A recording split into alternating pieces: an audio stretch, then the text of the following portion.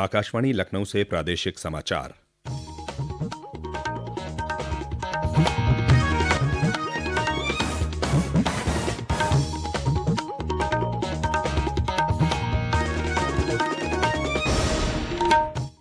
मुख्य समाचार। मुख्यमंत्री योगी आदित्यनाथ ने कुशीनगर में बाढ़ प्रभावित क्षेत्रों का किया दौरा। कहा, नारायणी और गंडक नदी की बाढ़ से बचाव के लिए सरकार ने खर्च किए हैं 600 करोड़ रुपए। राज्य में कांवड़ यात्रा का सिलसिला जारी। सावन के तीसरे सोमवार के मद्देनजर कांवड़ियों की जरूरी सुविधाओं और सुरक्षा के लिए किए गए हैं प्रभावी बंदोबस्त। इटावा में हुए सड़क हादसे में 6 लोगों की मौत, 35 लोग गंभीर रूप से घायल। और पेरिस ओलंपिक में भारतीय पुरुष हॉकी टीम ने ब्रिटेन को 4-2 से हराकर सेमीफाइनल में किया प्रवेश।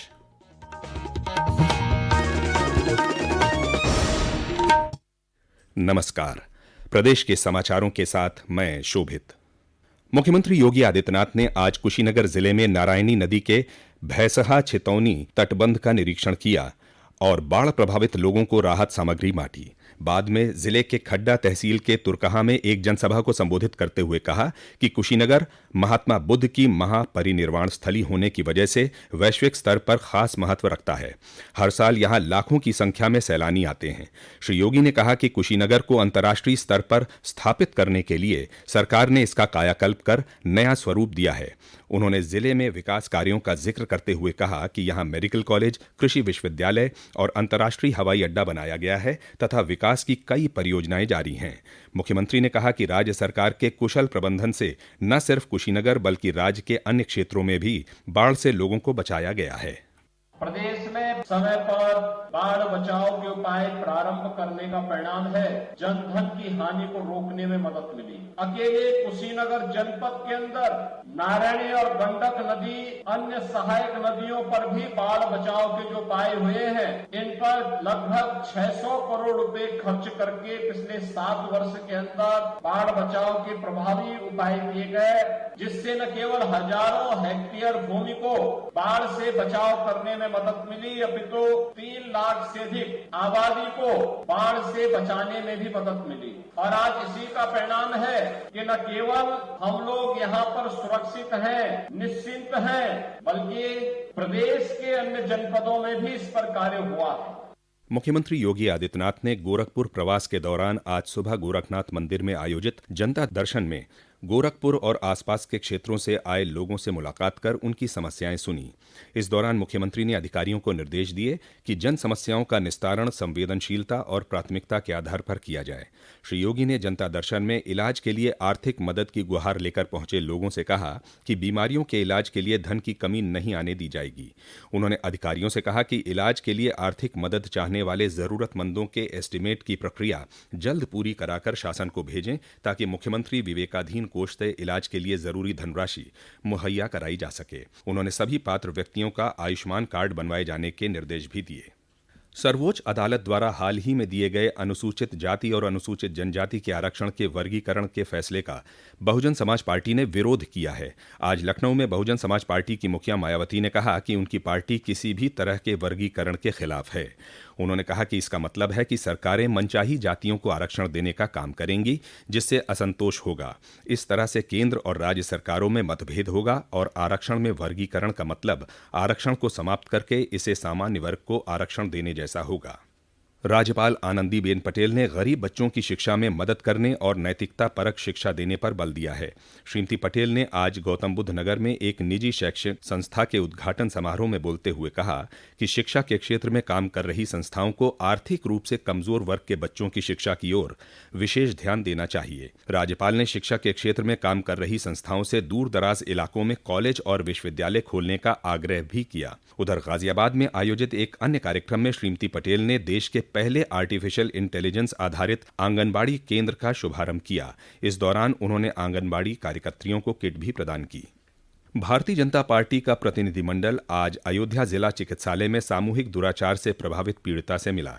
बाद में प्रतिनिधिमंडल के सदस्य नरेंद्र कश्यप ने अपराध को अमानवीय बताते हुए समाजवादी पार्टी की इस बात की निंदा की कि वे आरोपियों के साथ खड़ी है। उधर पूर्व केंद्रीय मंत्री साध्वी निरंजन ज्योति ने भदरसा कस्बे पहुंचकर पीड़ित परिवार से मुलाकात की और उन्हें ढांढस बंधाया। उन्होंने कहा कि इस जघन्य कृत्य करने वाले व्यक्ति के खिलाफ राज्य सरकार की कठोर कार्रवाई स्वागत योग्य है।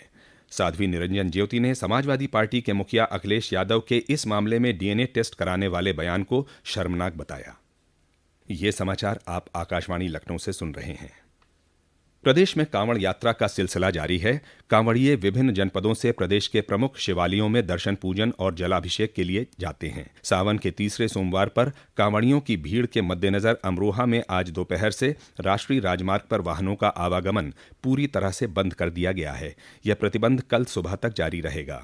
वहां के अपर पुलिस अधीक्षक राजीव कुमार ने बताया कि प्रतिबंध के दौरान सभी वाहनों को वैकल्पिक रास्तों से गुजारा जाएगा। उधर बाराबंकी में लोधेश्वर महादेव मंदिर में श्रद्धालुओं के आने का सिलसिला जारी है। भारी भीड़ को देखते हुए जिला प्रशासन ने जरूरी व्यवस्थाओं के साथ साथ सुरक्षा के प्रभावी बंदोबस्त किए हैं। और ब्यौरा हमारे प्रतिनिधि से। श्रावण मास के दौरान शिव मंदिरों में बड़ी संख्या में श्रद्धालुओं की भीड़ देखी जा रही है। विशेषकर रामनगर के पौराणिक लोधेश्वर महादेव मंदिर और ऐतिहासिक अवसानेश्वर महादेव मंदिर में तो लाखों की संख्या में कांवड़ियों और श्रद्धालुओं की आमद हो रही है। ऐसे में उन्हें सुविधाएं मुहैया कराने और उनकी सुरक्षा व्यवस्था के भी व्यापक प्रबंध किए गए हैं। जिलाधिकारी सत्येंद्र कुमार और पुलिस अधीक्षक दिनेश कुमार सिंह ने मंदिर और मेला परिसर का स्थलीय निरीक्षण करने के साथ ही अधीनस्थ अधिकारियों को निर्देश दिया कि घाटों को सुव्यवस्थित किया जाए। मेला में और कांवड़ियों के आने वाले मार्गों पर कानून व्यवस्था की चाक चौबंद प्रबंध किए जाएं। ज्ञातव्य है कि महादेव मंदिर में आसपास के जनपदों से लाखों की संख्या में कांवड़िये जलाभिषेक करने यहां पहुंचते हैं। मंदिर के पुजारियों ने आज ही से भारी भीड़ पहुंचने के कारण देर रात से ही मंदिर के द्वार खोले जाने का प्रबंध किया है। आकाशवाणी के लिए बाराबंकी से परवेज अहमद। इटावा जिले में एक सड़क दुर्घटना में 6 लोगों की मौत हो गई और 35 लोग गंभीर रूप से घायल हो गए। यह हादसा कल देर रात जिले के ऊसराहार इलाके में आगरा लखनऊ एक्सप्रेस वे पर उस समय हुआ जब रायबरेली से दिल्ली जा रही डबल डेकर बस कार से टकराकर गहरे गड्ढे में जा गिरी। वरिष्ठ पुलिस अधीक्षक संजय कुमार ने बताया कि घायलों को सैफई मेडिकल यूनिवर्सिटी अस्पताल में भर्ती कराया गया है। मुख्यमंत्री योगी आदित्यनाथ ने हादसे में जान गंवाने वाले लोगों के परिजनों के प्रति संवेदना जताई। उन्होंने जिला प्रशासन को घायलों का समुचित इलाज कराने के निर्देश भी दिए। सहारनपुर में आज एक पैसेंजर ट्रेन की 2 बोगियां पटरी से उतर गईं। हालांकि कोई बड़ी घटना नहीं हुई है। दिल्ली से आई रेलगाड़ी रेलवे स्टेशन से धुलाई के लिए वॉशिंग लाइन जा रही थी और इसमें कोई यात्री मौजूद नहीं था। बोगियों को पटरी पर लाने के लिए युद्ध स्तर पर काम जारी है। पेरिस ओलंपिक में आज भारतीय पुरुष हॉकी टीम ने ब्रिटेन को पेनाल्टी शूटआउट में 4-2 से हराकर सेमीफाइनल में प्रवेश कर लिया। कप्तान हरमनप्रीत सिंह, ललित उपाध्याय, सुखजीत सिंह, राजकुमार पाल और गोलकीपर श्रीजेश ने इस जीत में अहम भूमिका निभाई। भारतीय टीम के शानदार प्रदर्शन से वाराणसी के खेल प्रेमियों में जबरदस्त उत्साह है। वे काशी के रहने वाले ललित उपाध्याय के शानदार प्रदर्शन से खास खुश नजर आ रहे हैं और स्थानीय खिलाड़ी तथा खेल प्रेमी सोशल मीडिया के जरिए भारतीय टीम को बधाई दे रही है। आगरा में अंतर्राष्ट्रीय शतरंज प्रतियोगिता का शुभारंभ आज प्रदेश के उच्च शिक्षा मंत्री योगेंद्र उपाध्याय ने किया। धनपत राय सचदेवा की स्मृति में हो रही यह अंतर्राष्ट्रीय प्रतियोगिता 11 अगस्त तक जारी रहेगी। आयोजक कैप्टन धवल सचदेवा ने बताया कि इस शतरंज प्रतियोगिता में भारत, नेपाल, श्रीलंका, ऑस्ट्रेलिया, अमेरिका, बांग्लादेश और जिम्बाब्वे के 1000 से ज्यादा शतरंज खिलाड़ी भाग ले रहे हैं। और अंत में मुख्य समाचार एक बार फिर। मुख्यमंत्री योगी आदित्यनाथ ने कुशीनगर में बाढ़ प्रभावित क्षेत्रों का किया दौरा।